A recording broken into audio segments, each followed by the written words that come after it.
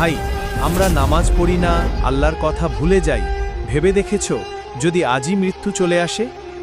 ঠিক বলছো ভাই, আমরা দুনিয়ার পেছনে ছুটতে ছুটতে আখিরাতকে ভুলে যাচ্ছি। আল্লাহ আমাদের ডাকছেন দিনে 5 বার, অথচ আমরা সময় পাই না। এটা কি নফল কাজ? না ভাই, নামাজ তো ফরজ। এটা আমাদের জান্নাত না জাহান্নাম এই সিদ্ধান্ত নির্ধারণ করতে পারে।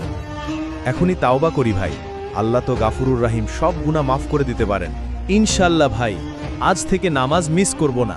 দুনিয়া তো ক্ষণস্থায়ী, কিন্তু আখিরাত চিরস্থায়ী। আমাদের মহান নবী হযরত মুহাম্মদ সাল্লাল্লাহু আলাইহি ওয়াসাল্লাম বলেছেন, হে প্রিয় ভাই ও বোন, নামাজ হল মুমিন জীবনের মেরুদণ্ড, যা আল্লাহর সান্নিধ্য লাভের সর্বশ্রেষ্ঠ উপায়। দুঃখজনক হলেও আমরা আজ বিভিন্ন